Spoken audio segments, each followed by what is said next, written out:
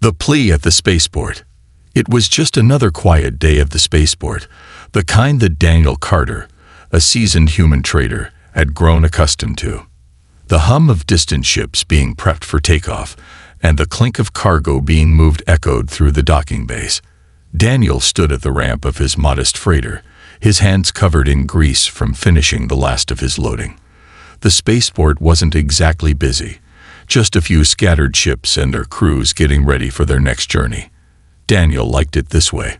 Fewer people meant fewer chances for trouble, and for him, trouble had a way of finding him. As he adjusted a strap on his cargo hold, something caught his attention. A faint sound, almost imperceptible. His hand paused mid-motion as he glanced around, scanning the area.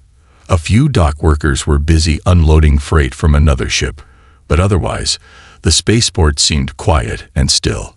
Yet something in the air felt different. Out of the corner of his eye, he saw her, a figure stepping from the shadows, her silhouette barely visible against the backdrop of the dull port lights. She moved with a grace that was almost alien, her long silver hair shimmering faintly in the artificial light. But it wasn't just her appearance that made her stand out. It was the desperation in her violet eyes. Cautiously, the alien woman stepped closer, her eyes locked onto his with an intensity that stopped him dead in his tracks. There was something about the way she looked at him.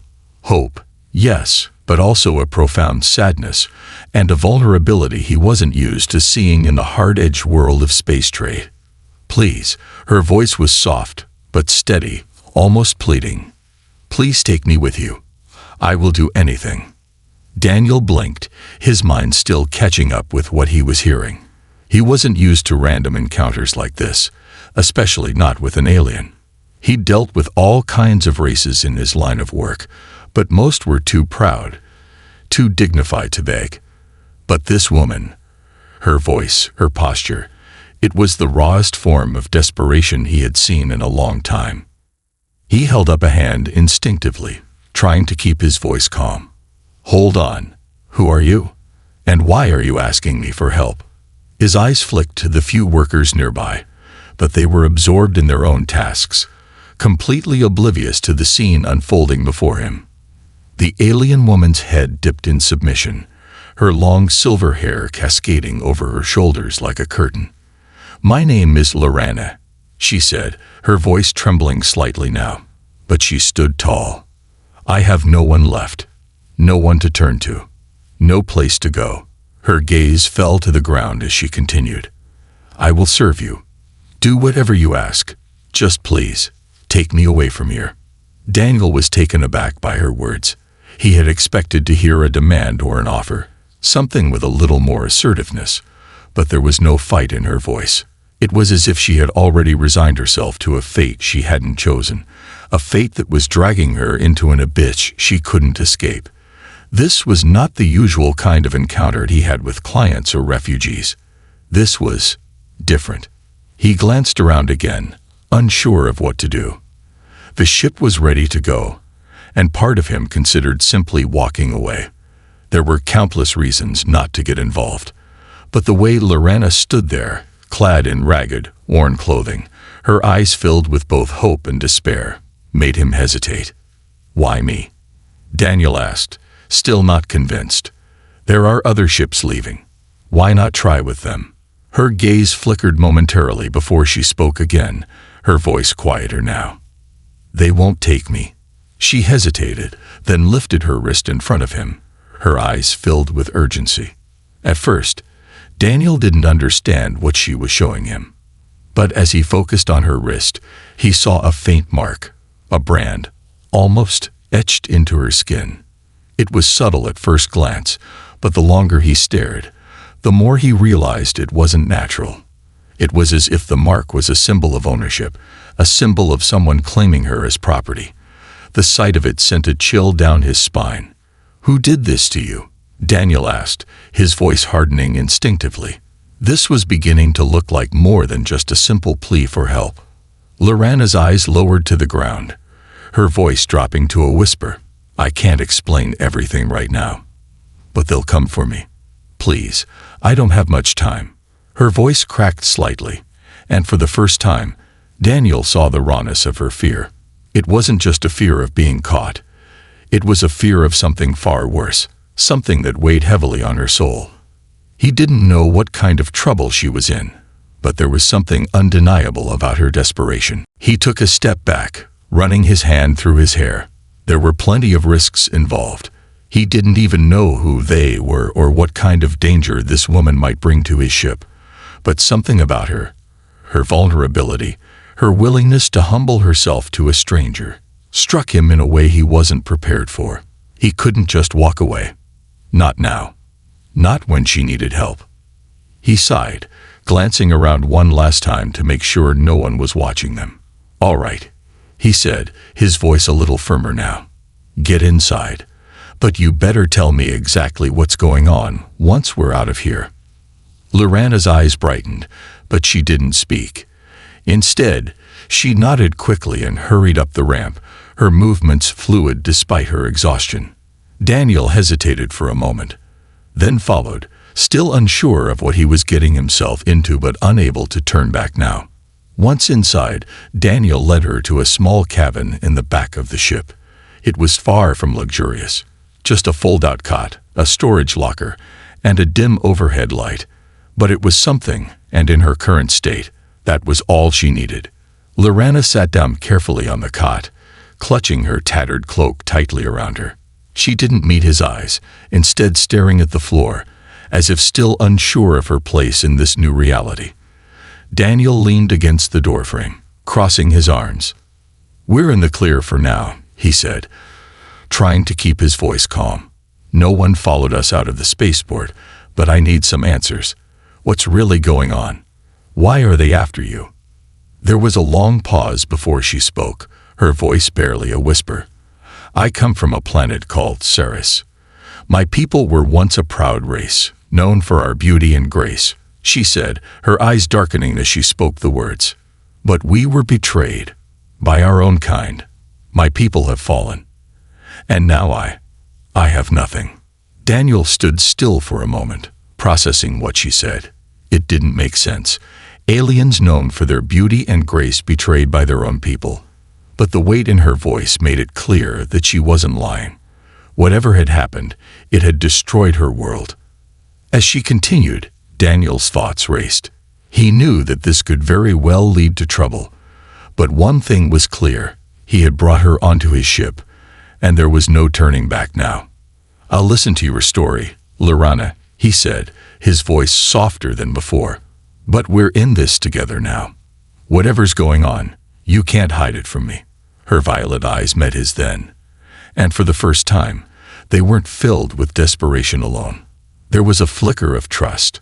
Trust that she had placed in him despite everything. And for Daniel Carter, that moment would change everything. The dark secrets of Ceres. The sound of the ship's engines hummed softly in the background, the steady thrum offering a semblance of calm amid the storm of thoughts that swirled in Daniel's mind. Lorana sat on the cot, her hands trembling as she clutched the cloak around her shoulders. The light from the single overhead bulb cast long shadows across the small cabin, accentuating the weariness in her face and the quiet desperation that lingered in her eyes. She hadn't spoken since Daniel had asked her what had happened to her people, and the silence in the room felt heavy, almost suffocating. Daniel could feel the weight of her gaze as she finally looked up at him, her violet eyes filled with a quiet sorrow. There was something haunting about her, something broken in the way she sat there, as if the weight of an entire world had been placed on her slender shoulders. For a moment, Daniel wasn't sure if she would speak, but then, her voice, low and fragile, cut through the stillness. "I was once a princess," Lorana began, her words slow, measured, as if each one carried a burden. "I was born to rule Ceres, a planet known for its beauty. My people, the Serens, were revered across the galaxy, not just for our appearance, but for our grace, our intellect, and our advanced culture. We lived in harmony with nature, with the stars. We were the jewel of the galaxy, a symbol of perfection." Daniel leaned against the doorframe, his arms crossed, his mind focused on the woman before him. Her words were almost too fantastical to believe, but there was a conviction in her voice that kept him from dismissing them outright. She had the look of someone who had once been a leader, someone who had known power and luxury, only to see it all crumble away. But everything changed. Lorana continued, her voice thick with emotion. I was young when the first signs of betrayal appeared. At first, it was subtle, small shifts in power, whispers among the council, the elders, the ones who had once supported my family. But soon, it became undeniable. The same people who had sworn loyalty to my father, the very ones who had helped build our civilization, turned on us. Daniel could see the pain in her eyes, the weight of those memories threatening to crush her. He wanted to say something, offer some comfort, but he knew that this wasn't something that could be fixed with a few words. So he stayed silent, listening intently. They staged a coup, she said, her voice breaking slightly. My father, he was overthrown, cast aside like some discarded thing. They stripped him of his title, his power, and then they did the unthinkable. They branded us, all of us. Anyone who still remained loyal to the old regime. They marked us like animals, so that we would always be reminded of our status, of our defeat. They made sure we were never allowed to forget how far we had fallen. Daniel's heart tightened as Lorana lifted her sleeve, revealing the brand on her wrist. It was subtle, almost invisible at first glance, but as she turned her arm in the light, Daniel could see the faint lines of a symbol, a mark that denoted ownership, servitude. It was a mark of shame, of a people who had been conquered and humiliated. That mark means I am a servant, Lorana whispered. I am nothing more than a piece of property to those who now rule Ceres. They sold me off, along with many others, to the highest bidder. I was meant to be an example, proof that no one, not even royalty, was safe from the new order. Daniel felt a chill run down his spine. He had heard of planets where people were treated like commodities, traded as slaves or tools of power. But this was different. She wasn't just a refugee or a survivor. She was the very symbol of a once proud race, reduced to nothing but a broken soul, trying to escape her past. What happened to your family? Daniel asked softly, his voice betraying his concern. Your father, your people, are they all gone? Lorana's eyes flickered with pain, but she quickly composed herself. My father is gone, executed for defying the new rulers. My people. She paused, her eyes closing for a moment, as if the words were too painful to say. Many were forced into servitude, just like me. Others fled into the stars, but they were hunted. The Saran people are scattered now, lost. And those of us who remain are nothing but shadows of what we once were. We are nothing. Her voice trailed off, and for a moment, the only sound in the cabin was the quiet hum of the ship's engines. Daniel didn't know what to say. He had heard stories of empires falling, of civilizations crumbling under the weight of their own hubris, but hearing it from someone who had lived through it, the raw emotion in her voice, it hit him harder than he expected. Why didn't you go with the others? He asked gently, his eyes softening with sympathy. Lorana shook her head, her silver hair shimmering in the dim light. I couldn't leave. I had to find a way to survive, to escape. But they're still looking for me. The new rulers, they want me dead. I am a threat to them, a symbol of the past they want to erase. So they hunt me. They will never stop. Daniel could feel the weight of her words, the desperation in them. She wasn't just running from danger. She was fighting for her very existence, for the right to live without fear of her past catching up to her. And as much as Daniel didn't want to get involved, he couldn't help but feel a sense of duty to help her. She had trusted him with her story, with the most vulnerable part of herself, and he couldn't turn his back on that. He took a deep breath, the reality of the situation sinking in. I don't know if I can protect you from them, Daniel said, his voice low, but firm. But I can help you get away from here, keep you safe for as long as I can. Lorana's eyes lifted to meet his, and for the first time she smiled. It was small, but it was real. "Thank you," she whispered. "Thank you for giving me a chance." As Daniel turned to leave the cabin, his mind was racing. He had made a decision that would change everything. But for the first time, in a long while, he felt like he was doing something that mattered. Lorana's plea for help, her story of survival against unimaginable odds.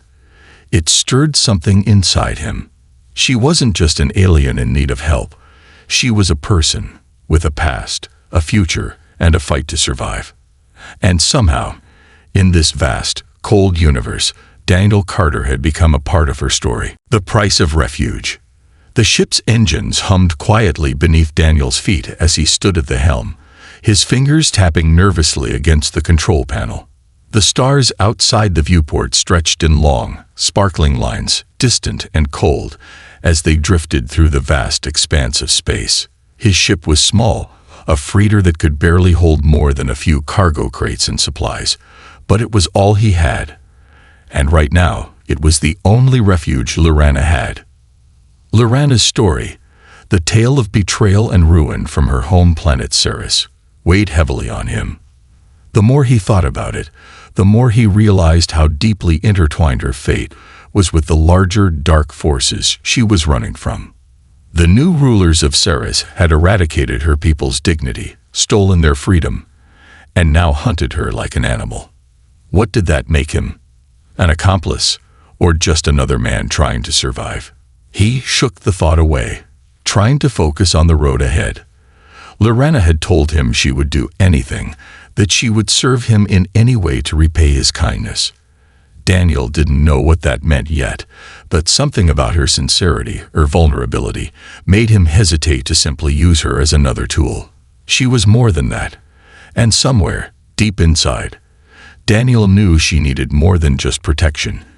She needed to rebuild her life, to reclaim her dignity, just as much as she needed to escape from the hunters on her tail. But it wasn't just that. It was the way she looked at him, as if he were the last bit of humanity in a galaxy filled with indifference. The truth was, Lorana was more than just a person in need of help. She was a symbol of something lost, something precious that had been torn apart by power, betrayal, and greed, a reflection of the universe's cruelty.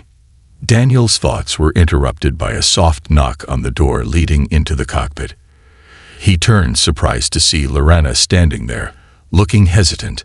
Her silver hair shimmered under the ship's soft lighting, but there was something heavy in her expression, something that hinted at an inner turmoil she hadn't yet shared with him.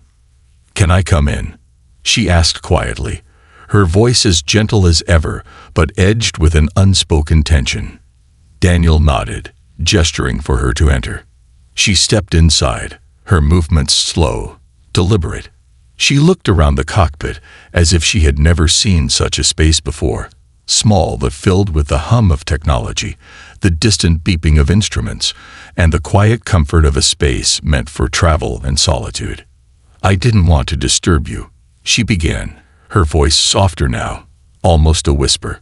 "But there's something I need to tell you, something I've been hiding."